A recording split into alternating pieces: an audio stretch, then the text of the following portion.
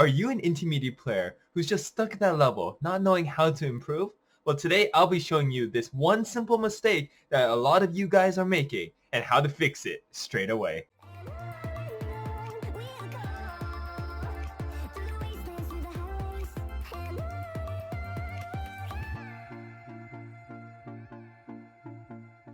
Let's be honest here. How many of you guys played this opening before or still play it today? You guys start with a move like pawn e4, pawn e5, knight f3, knight c6, bishop c4, bishop c5, and then you guys play knight c3. Be honest, raise your hand. I used to play this as well. And I used to be confused why I could never progress when I was playing an opening like this.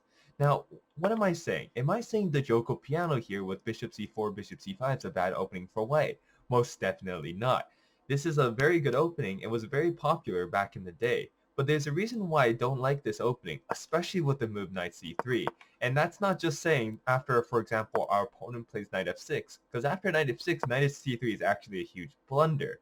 Now, this isn't the point of today's lesson, but I want you guys to pause your clock for a second and try to think about why this is a terrible move for white. And hopefully you guys paused your videos, and if you guys did, this is a very common trap. Black captures here, after white captures back, pawn d5 forking the bishop and knight, and after bishop captures, queen captures. As we can see, black is already so much better because black has the two bishops over here, and he has so much space, and not only that, he has also equal development with white, which is not something you want to have as a white playing into the black pieces here. You're already completely worse in this position. So I'm not even talking about this tactic over here. Let's say our opponent plays the bishop c5 Joko piano and we play knight c3. Why do I think knight c3 is bad? Now, knight c3 is bad for a very big reason, and if you're playing knight c3, this one thing is keeping you guys from basically intermediate level to that next level, that advanced level. And that's basically putting pressure on your opponent. Knight c3 is a move that develops a piece for no good reason. Sure, as a beginner, developing our piece to knight c3 is a very good move. We're attacking the center, we're bringing out the pieces, and we're going to castle our king very soon. So what is going wrong here? Well, the answer is very simple. After knight c3, black can do whatever he wants. Minus things like queen h4, he can play knight f6, he can play pawn d6. Black doesn't have to worry about what white is doing because white is playing a passive move that doesn't put pressure on black. So what move do I recommend instead? I recommend this very nice pawn c3 move. And you guys know that this is the main line in the Joko piano. And why do I recommend this move? Because it puts pressure on your opponent. Your opponent can't just willy-nilly do whatever he wants, like pawn d6, because if black plays pawn d6, pause your videos, think about how white can take advantage of this. They can just play pawn d4, and pawn d4 gives white a massive center, and this is very good for white already. Meanwhile, after knight c3, black plays pawn d6. So what? White can't do anything. White has no threats. So after pawn c3, what happens if black plays knight f6? Well, after pawn knight f6, I understand that the main line is pawn d4, but I don't like pawn d4 because pawn d4 forces your opponent to go into playing forced moves. So what do I mean? After playing pawn d4, it's very rare and very not uncommon for your opponent to just blunder the bishop and say to himself, hey, I didn't see my bishop was under attack. Let's just castle, and then you win the bishop. No, this is a very obvious move with a very obvious idea.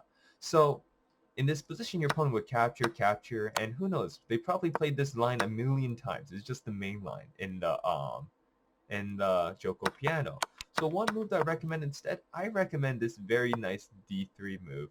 And what does d3 do? Well, it puts pressure on our opponent again. What is our opponent going to do? And more often than not, if your opponent just plays something like pawn d6, white can already gain another advantage by playing a move like pawn b4, bishop goes to b6, pawn a4. And all of a sudden, white has a lot of pressure against black because we have so many threats in the future. We can even play pawn d4 in the future. We can castle whenever we want. And basically, black, with one small misstep, is already in a slightly worse position that they don't want to go. So hopefully you guys understand today's lesson. And I'll just play a game against somebody around 1500, 1600, just to show my point. So let's just play against this 1700 Let's just play against his 1200. And I'm going to be playing a lot of moves that basically put pressure on my opponent so that they mess up. So as early as move 1, move 2, I'm going to play pawn c5 and ask my opponent what they're going to do. So if they capture, black is already equalized because, well, you no longer have a center pawn. And by forcing my opponent to play a move like pawn e3, well, all of a sudden he's playing on the defensive side when he's playing white, which is a very good thing for me. So here, I can play pawn d5, I can play a Tarash if I really want to, but I think I'll just capture here on d4 and then play pawn d5. Oh, never mind. Because they captured with the queen, I can play here with the knight, and now black has 2 center pawns compared to white's 1 center pawn.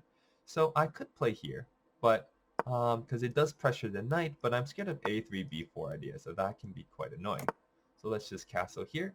Let's play Sicilian-like structure in which I play pawn b6, bishop b7, and yeah, we have a very nice bishop here now. Alright, so we're going to have to put pressure on our opponent very soon, and we will see how soon our opponent will crack under this pressure. So let's play queen here. Um, hmm. Should we play pawn d5? I don't think so. I think we should just play pawn d6 and basically just chill for a little bit. Alright, our opponent put his queen on the same file as the rook. It's never the best thing to do. Alright. Let's just develop our pieces like this. And now all our pieces are perfectly developed. So now it's time for us to think about what we should do in this position. Let's play just knight b5 over here. Looks like a very strong move. Our opponent is forced to move away. Can we play pawn d5 here? It's potentially possible.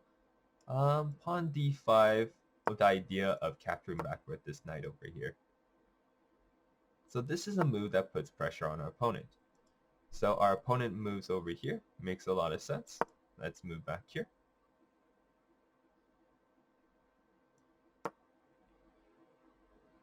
Basically, I'm creating weaknesses in our opponent's position here. Alright, so this move, I'm not too sure if I like it by my opponent. Now, I can play knight here, or I can capture play knight there, which tries to win the bishop.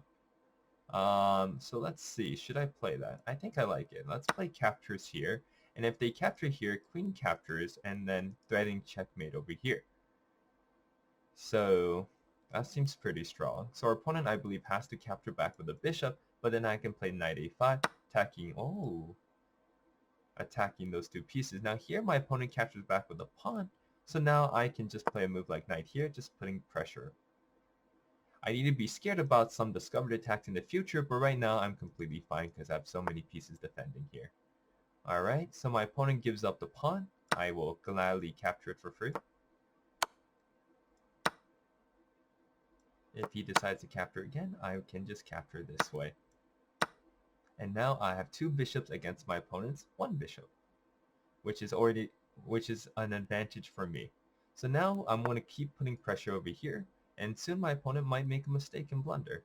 So, where do I move this? Should I just move it here, or should I move it here? I think I shall move this queen over here because I'm going to be putting pressure on this king side, on these squares.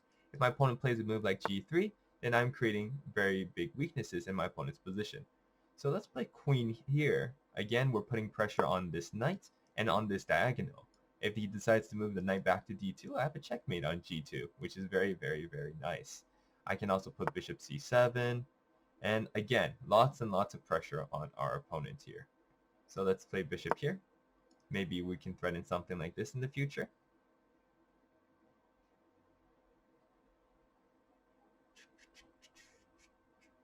Again, I could always just trade everything off, but if I trade everything off, that's just a little bit boring, and that's not really the point of today's lesson here. Though this move does look pretty nice. Never mind. I won't do it because I'm going to continue to put pressure on my opponent here. If the knight moves, I win. Well, unless it goes like here, but that's completely fine because the knight's out of the game.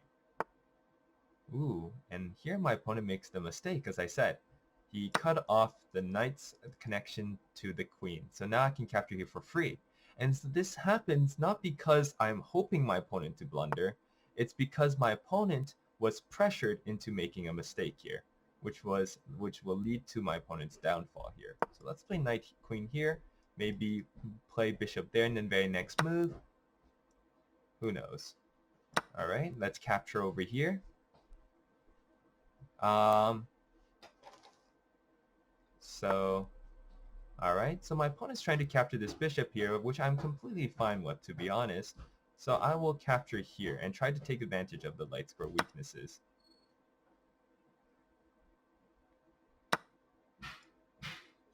So yeah, as I said before, we're going to just take advantage of the light square weaknesses here. We're just going to plop this queen over here, and I mean bishop over there. We're going to threaten checkmate over here on the light squares. All right, so now we're going to move king over here to defend. And now checkmate is kind of inevitable. They could sacrifice the queen, but that doesn't quite do anything. So, okay, my opponent's escaping. I suppose now we can play a move like... To be honest, I kind of forgot he could just escape like this, but I suppose we can just keep checking our opponent to victory. I guess we just capture here. Take advantage of them light square weaknesses my opponent has. So here can I play this? No, it doesn't quite work, unfortunately. But I can play this, which trades off pieces, and as you guys know, well, it doesn't even trade off pieces. We just win the game here.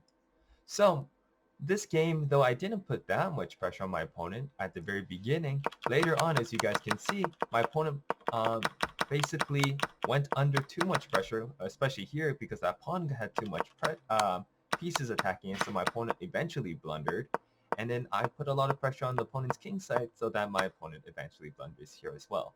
So hopefully you guys got a lot of information from today's video. And I want you guys to start thinking about playing moves that don't just follow the ABCs as you guys learned in the beginner and intermediate classes, but instead try to think of moves that can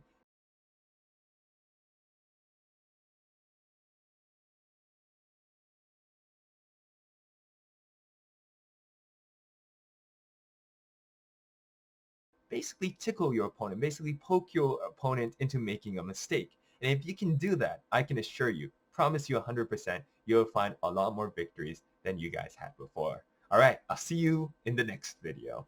See ya.